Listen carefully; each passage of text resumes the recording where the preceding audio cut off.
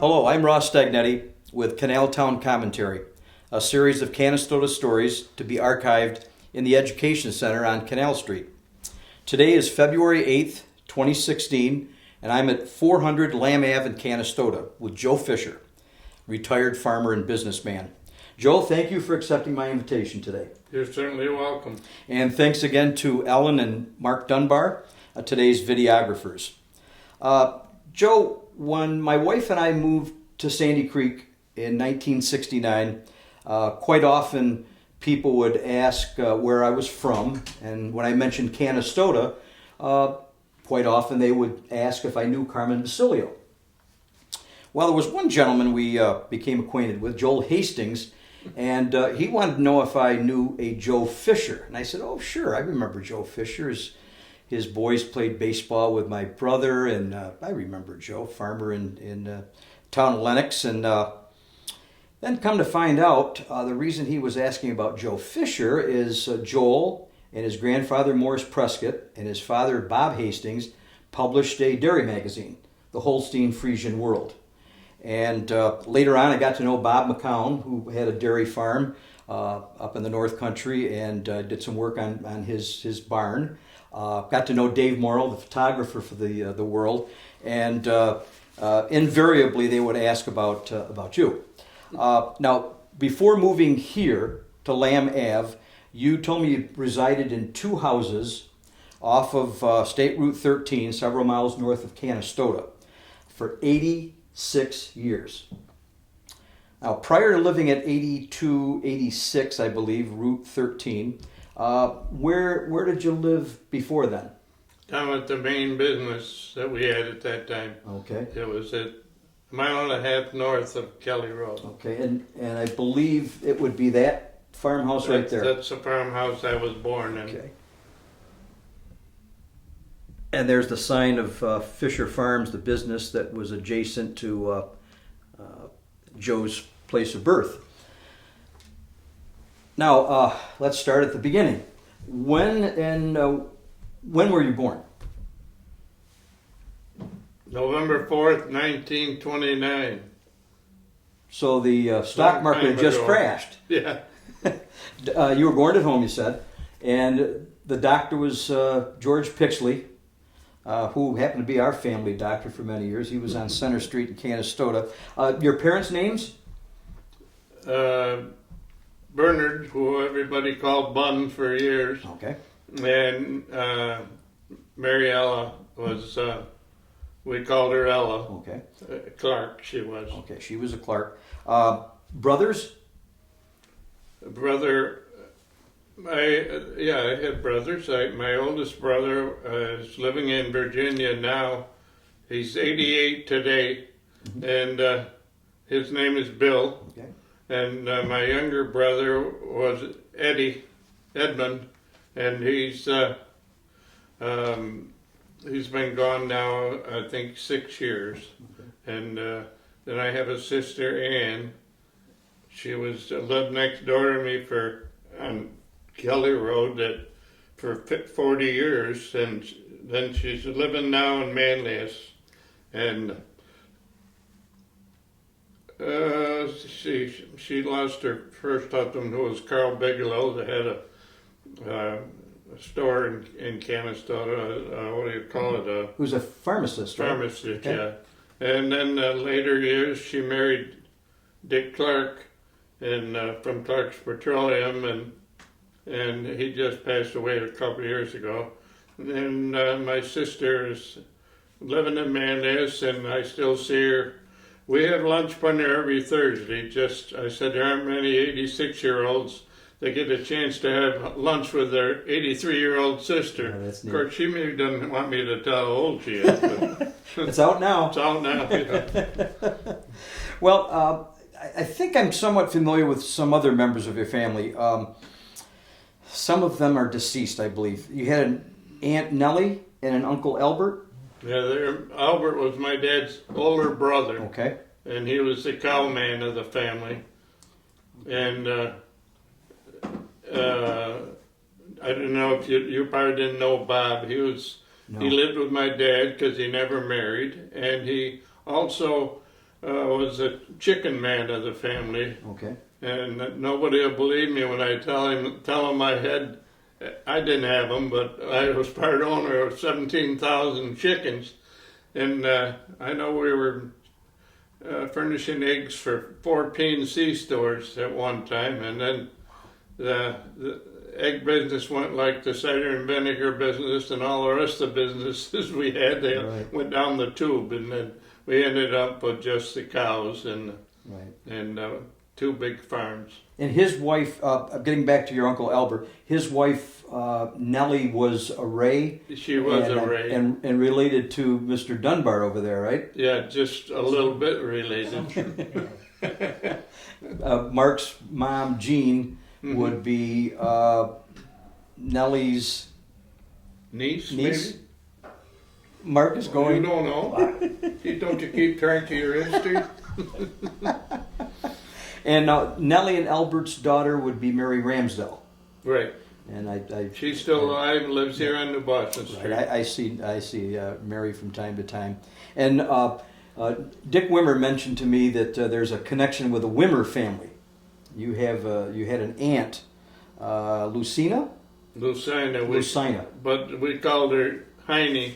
I don't know, I never knew her. If I called her Lucina, she'd have hit me. But she was my dad and his family's sister. Okay. Yeah, she was born a Fisher, I guess. I don't know when. Doesn't matter. Right. I'm going to continue with the family now. Your wife Sue, actually Mary Sue Dunning, correct? Right. That was her maiden name. She was a teacher. How did you meet? Well, she was teaching in Stockbridge, and all of my mother's Clark family lived up there. Okay. And one of the ones that ran the Munsville Stone Quarry was Edmund, and his wife Lois Lee was from Oklahoma, and they lived in at one time they lived in Munsville, and then she brought my wife. She was teaching school, and you got to know Sue in Munsville because Sue was teaching up there, and in Stockbridge Central School, and she came down, brought my wife down to see the Fishers because we were all friends and related and stuff, and then let's see. I called her up one day and asked her if she wanted to go to a movie, and the rest is history. The rest is history. And where was she from originally? Gloversville. Okay. Gloversville, and down east of here. It was about an hour and a half drive. I did it many times. Right. And I think she's a graduate of my alma mater. She went to Albany State. Yeah, she did. You told me earlier. You have 4 children. Lori, who's with us today, but she's out of sight of the camera for now. We're trying to get her to sneak in here. Lori Mutz is a semi-retired speech pathologist. And she's married, husband Mark. You also have a daughter, Sherry Willis. She is a hospital director in Oneida, and her husband is Steve. Now, I didn't know the girls that well. They are still a lot younger than I am. But I remember the boys. They weren't too much younger than I was. And your son Steve recently retired and sold a business. And his wife is Janet. They live off of Kelly Road. And I just want to throw in, I was his summer baseball coach. And I remember Steve really well. He was a very good hitter, and he was an excellent first baseman. So obviously baseball is going to run the family here, because we're going to tell a few other stories as we go along. But time flies, because I think I was a summer baseball coach almost 50 years ago. Close. His son Fred passed away in 1994, age 40, and his widow Sheila. Now, Joe, when we were talking about Fred's baseball exploits, you immediately brought to my attention a game that he pitched back in 1971. How many innings did he pitch? 16. 16 innings. That would be the equivalent. Now, high school games are 7 innings. So that's pitching 2 7-inning games back to back, plus 2 more innings on top of that. I thought that was pretty remarkable, so I called his coach up, his old coach, Vince Doty. And Vince was thrilled to recall that particular game. In fact, Vince Doty is probably one of the greatest baseball fans I've ever met. And he's been involved in the game for many, many years. And he said, without a doubt, that's the greatest high school baseball game that he's ever been involved in. Absolutely the greatest. And he proceeded to give me almost a blow-by-blow description of the game. He still has the scorebook. And this is what he recalls. The date was May 6th, 1971. Holland Patton was at Canastota. Right. Both teams were undefeated. And he said, your son Fred was a right-hander, had great control. But after about 9 innings, Vince was considering pulling him out of the game. All right? It was scoreless. But apparently Fred talked him out of it. Do you recall what Fred said to Vince that day, or what he told you later? All I know, what he told me later, said if he'd have pulled me out, I'd have killed him. Well, he pitched 7 more innings after that, so a total of 16 scoreless innings. And apparently it was getting dark, and it looked like the umpires were ready to call the game. Canastota was up in the bottom of the 16th inning, and the leadoff batter was Joey Mazzacchio. And he assured Vince that he was going to get on base. And he made that happen, apparently, by leaning into the first pitch and got plunked on the helmet. So he got on base. He was on first. The next batter was Bobby Murphy. If you remember Bobby, I believe they lived on New Boston Street, if I'm not mistaken. He laid down a sacrifice bunt. Joey decided that he would try to reach third. He wasn't satisfied with second. Apparently took the defense by surprise, and Canastota ended up with first and third, nobody out. And Vince said he sent Jimmy Franz to the plate. And Jimmy Franz drove in Joey Mazzacchio. Canastota won 1-0. Now, he's got more. He went on and on. We were on the phone for a good half hour. He said the defense was outstanding. There were 6 double plays. He said the one play that stood out the most to him was an unusual 8-6-3 putout. And apparently the Holland Patton batter hit a ball to the gap in left center field. And center fielder by the name of Steve Stagnitti, who happens to be my brother, he chased it down, threw a relay to Joey Mazzacchio. Joey threw to Ron Bennett, who was really the first baseman, but had covered second on the play, and they put a tag on the runner, and he was out. And he said that was just one of many plays that were just incredible. So it kept the game going, and as I said, as you well remember, Fred pitched the entire 16 innings. Now that was a game that you weren't supposed to be at, right? I think you said that... Well, I had a farm. I should have been home helping the hired man milk the cows, and I stayed for the whole 16 innings. And nobody killed me for that. Oh, I should add something. Vince said that in his next start on the mound, your son pitched a shutout against Chittenango 7 days later. I don't remember that, really, to be honest with you. Vince has all the details, believe me. So that was pretty incredible. Now, continuing with the family. How many grandchildren do you have? What have I got, 9? Yeah, 9. 9 grandchildren. Laurie, who's here, has 2. Steve has 2. Sherry has 4, including triplets. And Freddie had 1, him and Sheila. And I think it's 9. I didn't have him while I was talking, but... You got a baseball team? Yeah, sure, 9. Why not? Yeah. Perfect. Joe, where did you start school when you were a kid? We didn't have kindergarten back in those days, but I went to first grade down. Well, it's the old schoolhouse is still there, but it's almost to the light on Route 13, okay, down to towards the beach, and it was little old red schoolhouse that I went to for 6 years. My dad informed me later he went there 8 years, so same schoolhouse, one teacher. Oh, wow. Is that, there's like a little side road? Yeah, the Morris Road goes down by it, Okay. yeah. Is it a home now? It seems It's like... it's okay. Frank Lent lives there, and but other than that, that's where we started out. And then after, when I got in the 6th grade, I went to I went for 6 grades there, and after that we went to Canastota, Okay.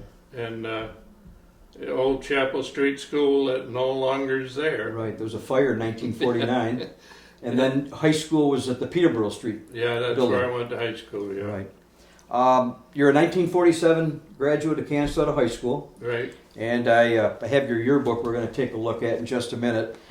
Indicates that you played varsity baseball and basketball. Who's your coach? Pinky Schmidt. Pinky Schmidt. Pinky was around when I was in high school, and I've never been able to find out why they called him Pinky. I never did call him Pinky. Maybe he was getting older because we got away with calling him Pinky. Yeah. But he was a tough guy. Yeah, he was tough. Yeah, He was a good, he good. chewed me out one night for missing a layup in basketball. You were in marching band for 4 years. What instrument did you play? Trumpet. Can you still play it today? No. I noticed some familiar names. If you have anything to say about any of these folks, maybe we can compare notes. Your principal is the same principal I had, D.R. McLean. Right. Gert Daniels. Yep. Best teacher I had. She was at the top of my list too. Math. She taught me math. I think 9th grade algebra, if I'm not mistaken. Rita Mackey. I had her. She wasn't on my list though. Yeah. We may be seeing eye to eye on that one. We'll move on. Was Lee Wright the band director? Lee Wright taught me how to play the trumpet Okay. in 7th grade, I think I was. And a good friend for years in the family, and his sons now are mixed up with the Greater Lennox Ambulance, and right. he was a great guy. Well, this is the 1947 toot. Your yearbook. We'll hold it up for the camera. And it's still called the toot to this day. Now, according to this publication, your class consisted of about 37 seniors. Yep. And in the class prophecy, kind of a prediction of the future, they said that Joe Fisher would one day run a big dairy farm. So I guess they were right on the money there. I don't know how they knew, but Now there's also, let's see if I can find the page. There is I don't know if it was meant to be a joke, but I'm just reading something between the lines here. Throughout this publication, there are quotes and comments and stories and whatever. And this one says, Big Bill's ag student was asked, "Are you going to be a scientific farmer?" And Big Joe, I'm assuming that was you, responded, "No, I'm going to be a gentleman farmer." And Big Bill, who I'm guessing was Bill Sharp, said, "What do you mean, gentleman farmer?" And Big Joe responded, "Yeah, I'm going to raise nothing but my hat." Again, I don't know if that's a direct quote or if they just made that up. I don't know where it came from. I recognize some of your classmates. Buster Schmidt was Pinky's son. Right. Bob Bergognoni was in your class. Yep. Dick Tornatore. Yep. Can you remember some of the others that were? Frank Creamy was, what did he end up? No, it might have been Val Victorian. I don't know. It doesn't matter. He was one of the sharp ones in school. Okay. And the father,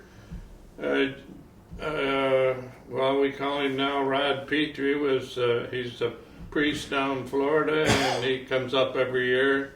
He graduated with me, Right. and there was only a few of us left, Mary Facillo and Dick Tornatore, and Dick is now very ill, or not well, and but There aren't many anyhow. Well, Mary Facilla sits in our pew at church, and she was a Tornabine, right? That was her maiden name, Mary Tornabine. Yeah, Mary And she Tornabine. married Vito. We had lockers next to each other in high school. It's when we were seniors, and she's a great gal. She's one of the few people I tower over. I have to look down to Mary in the pews. Mary is still short, and we called her Peanuts. I don't know why, but I noticed in the back of your yearbook there were sponsors listed. And a few of them just kind of jumped out at me. There was A. Aquino and Son Shoes, and I don't know if you're aware of this, but the new baseball commissioner, Major League Baseball commissioner, is a gentleman by the name of Rob Manfred. His great-grandfather was A. Aquino, and his grandfather was Louis Aquino. Apparently, Louis's daughter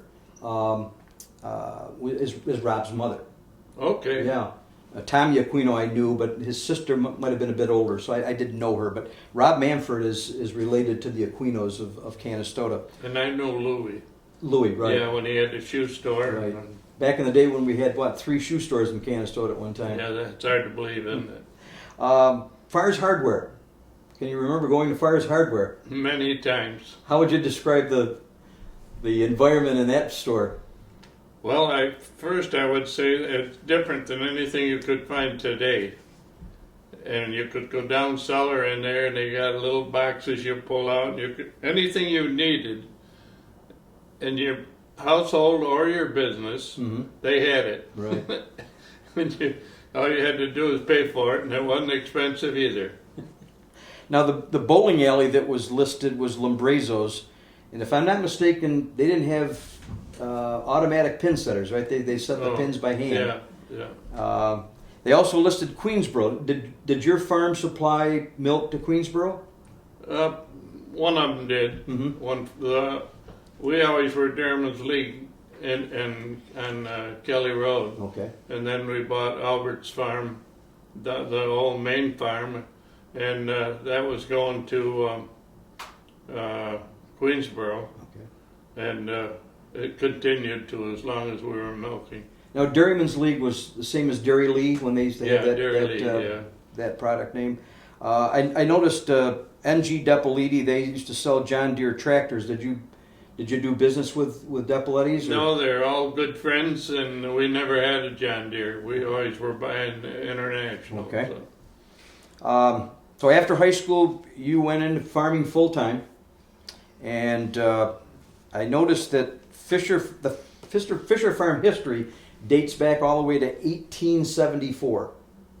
And you had mentioned to me the year 1921, which was before you were born, but something about a barn that was constructed. Yeah, the big barn that burned in '65 was 112 feet long and 36 feet wide, and a regular hip roof barn that Albert had it full of hay when it burned, and that was built in 1921, and it was made by Sears Roebuck, and it was at one time, and probably nobody believed me, but there used to be a train track that went from Canastota down to Route 31, where Kaiser's store was and so on. They went down there every day, the train did, and our farm had to go over and pick up the barn came in on the boxcars, and they had to go over and pick them up, and then we had 3 people that built the barn. I wonder if that was the Lehigh Valley, because it was the New York Central that ran east and west, and the Lehigh Valley kind of ran north and south. I haven't got a clue. But back in the 20s and 30s, there were a lot of Sears Roebuck homes were built from kits. I understand that. Somebody told me my house was. I never heard it, and I don't know if it's true or not, so it doesn't matter. Right. Also, there's a story about a barn dance that took place in the new barn. Yeah, they had as soon as they got the new barn built, they had a barn dance, and people came from all over to the barn dance, and anyhow, they raised $1,000, and they donated the $1,000 to the Chinango Catholic Church. And then shortly after that, they had another barn dance, and made another $1,000, and that went to the Canastota Catholic Church. St. Agatha's, the old building Yeah. up there. Yeah.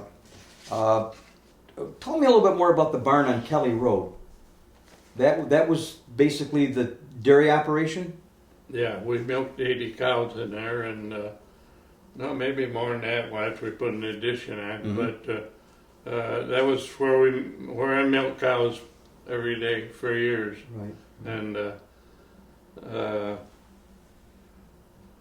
eventually we bought Albert's, the old main farm down the road, and we put in a little milking parlor down there, and we milked the cows from both farms down there. I think we got up to today's figures. It's awful small, but we were milking about 150. Mhm. Now we've got, when we were selling machinery and stuff, and put in a big rotary parlor for Curtin Brothers, and they're in Bridgewater now, and it's 60 cow rotary parlor, and they're milking 3,000 cows. So we were small at the time, and Were they all Holsteins? well, pretty much. I don't know if they were all Holsteins, but pretty much. For those that are viewing this, if you don't know the cow business, those are the black and white cows, the Holsteins. How many acres was Fisher Farms at its peak? Probably 700 or 800. Near the end, a lot of it got put in the wetland. They call it wetland, where it can never be used as a regular field and stuff without permission. And but some of it was pretty wet. I wondered sometimes why my dad had it, but that's what they bought in 1874, was 160 acres. That's where the main farm started. Right. Now the cider mill business, I was totally unaware of that. I didn't realize that there was cider and vinegar at Fisher Farms. What do you remember about the cider mill? It was big, and they had a lot of apples. And somebody said the other day, "Where was your trees?" And I said, "We didn't have a tree." But they trucked them in from all over. We had room at one place there where we just tore it down a couple of years. My son had it torn down a couple of years ago, and it was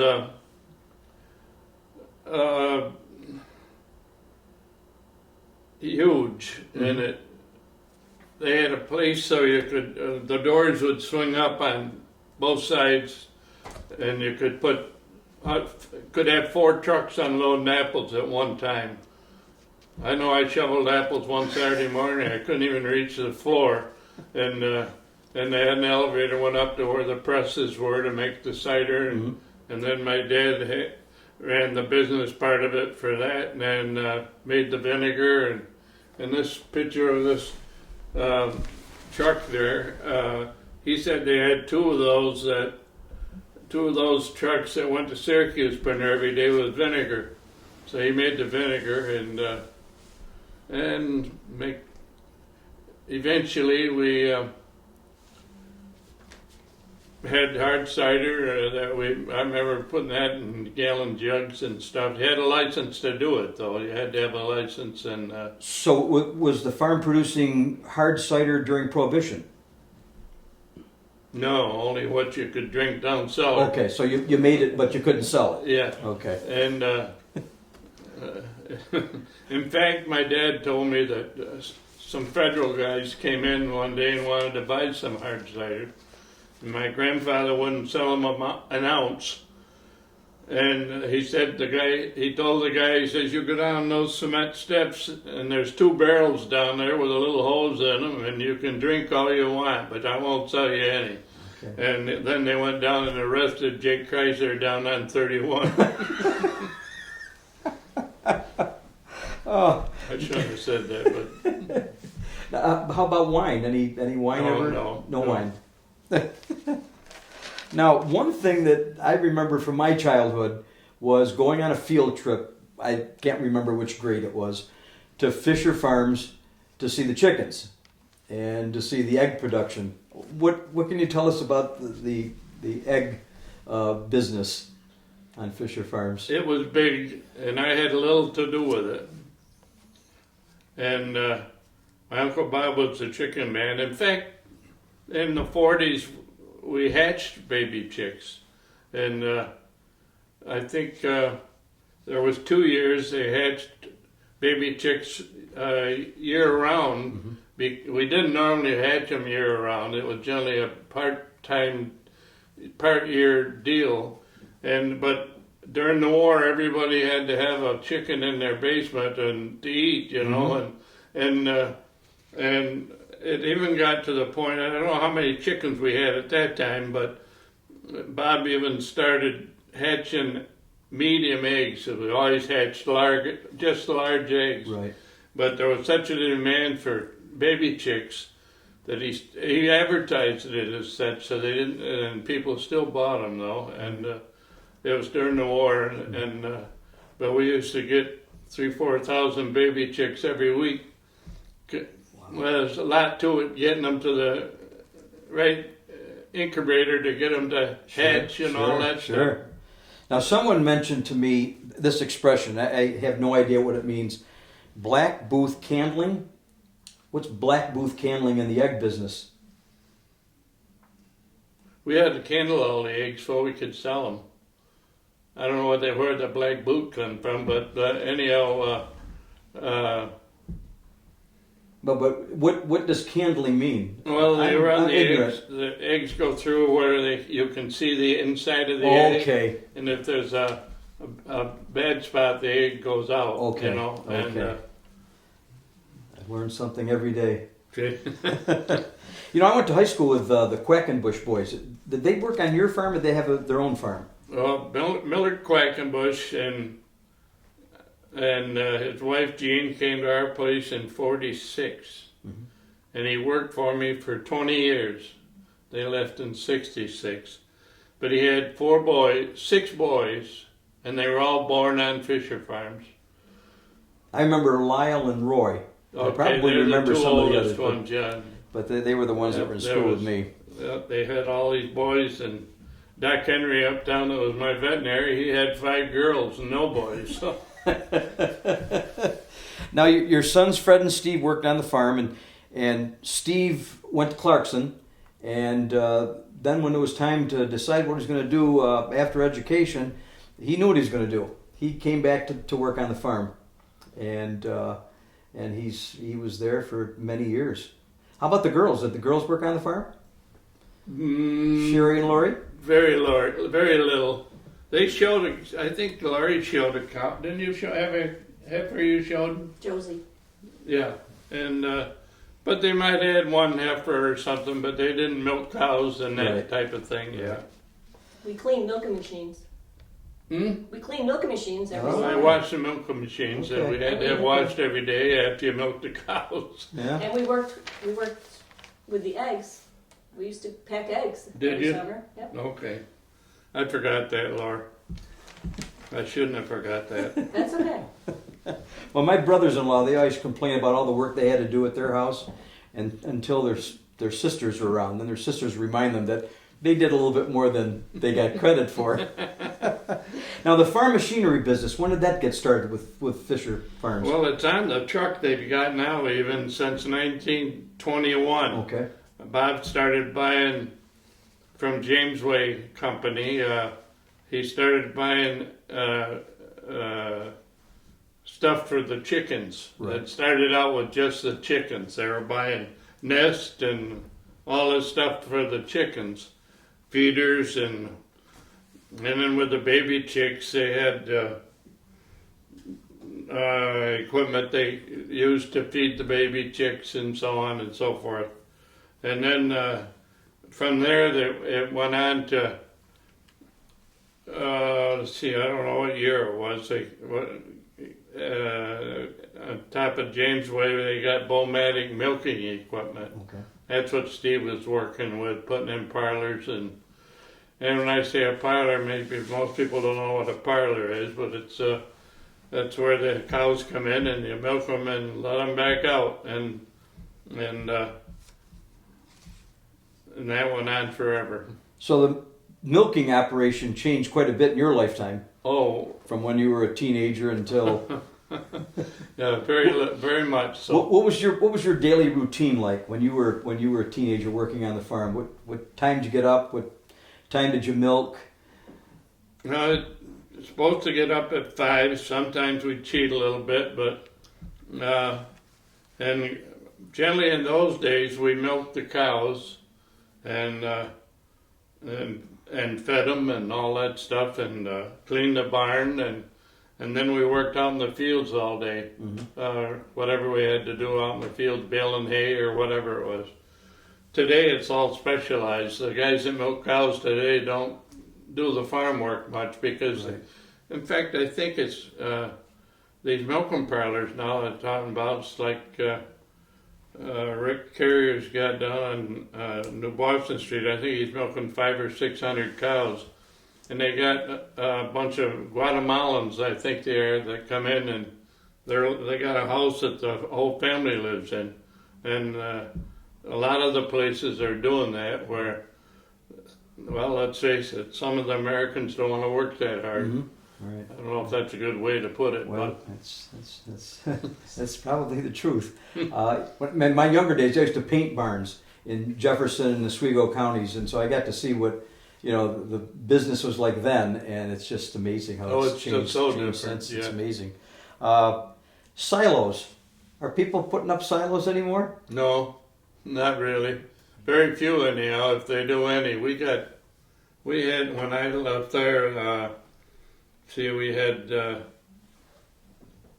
3, 6, and another silo up by where the chickens used to be.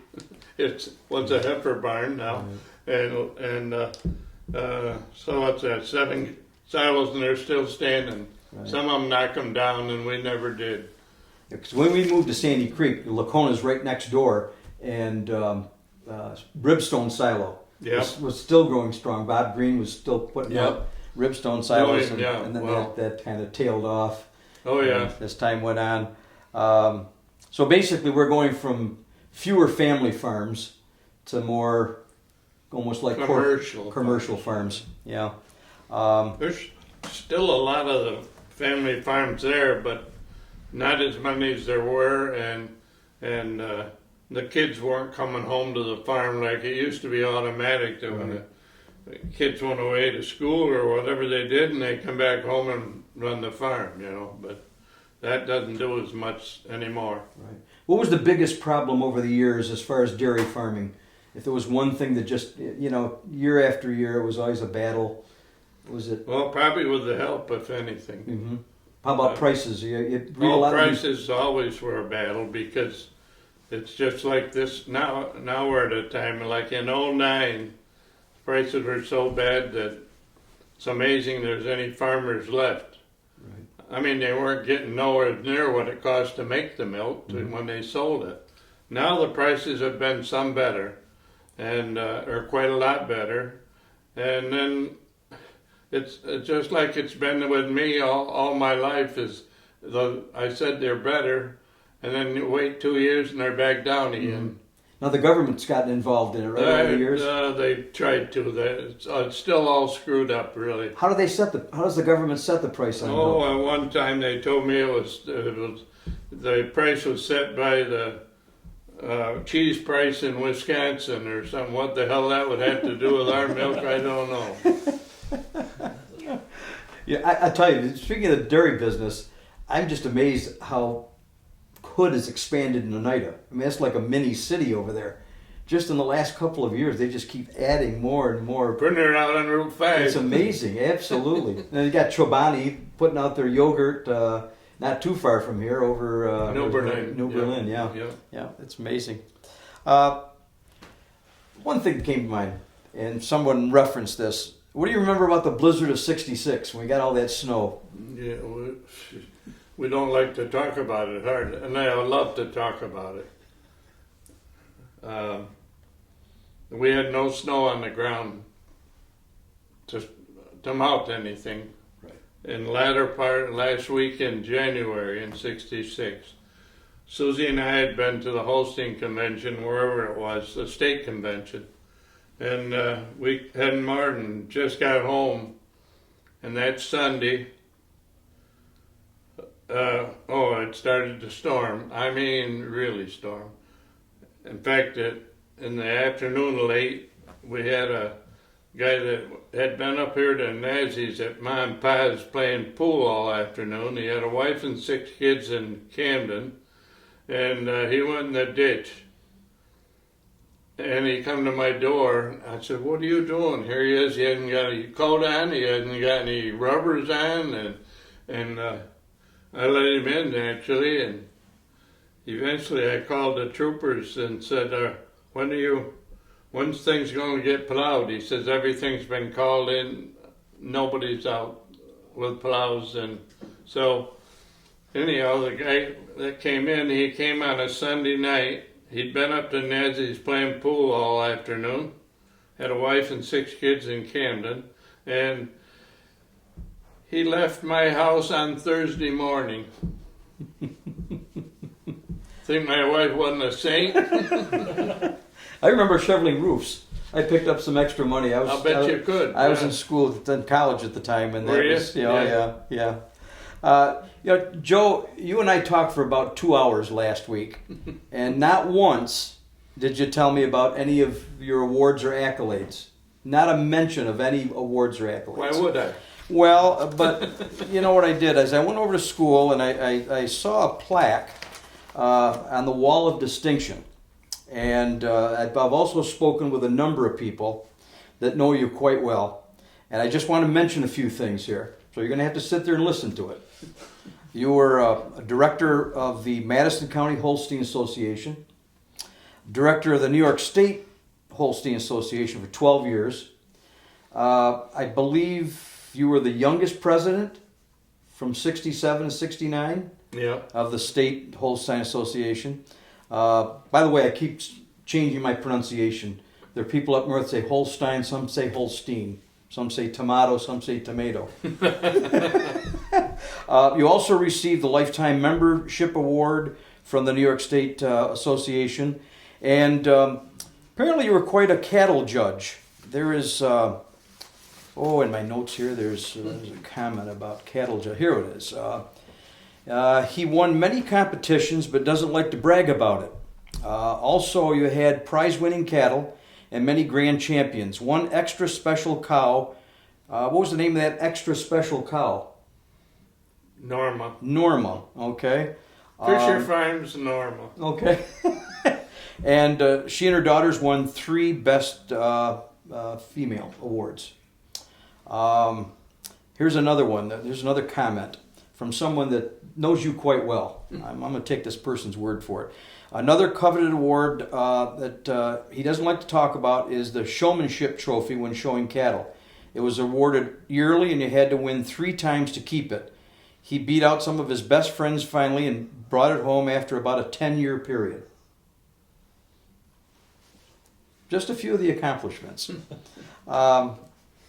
Joe, I also know that you were devoted to a number of government agencies. You were a Republican committee person, Madison County, for 10 years.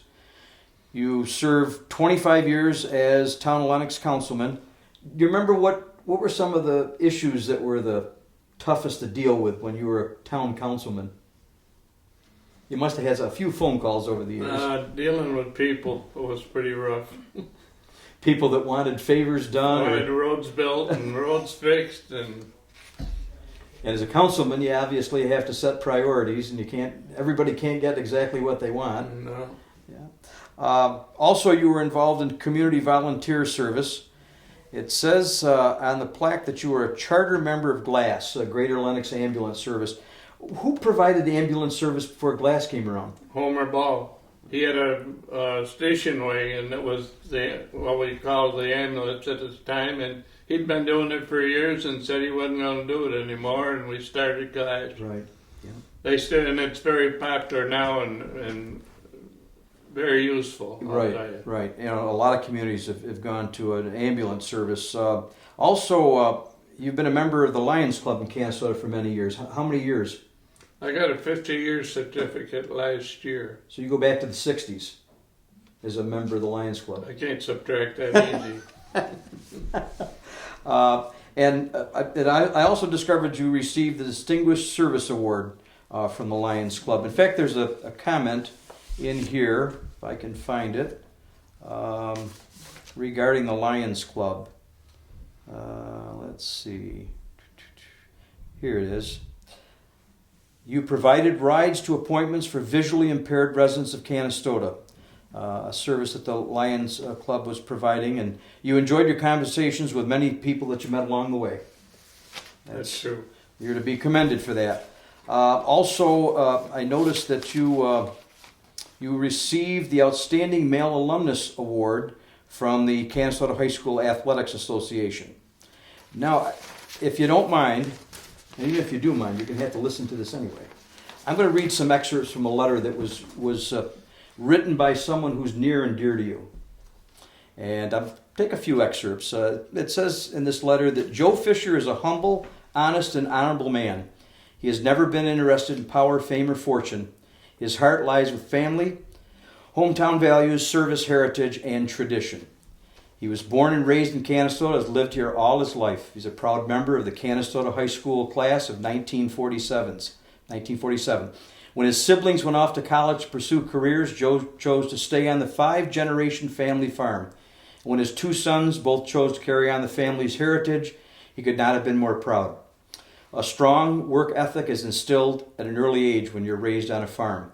By the age of 12, Joe had daily chores, and even though he was talented athletically, was not allowed to try out for sports teams until his junior year.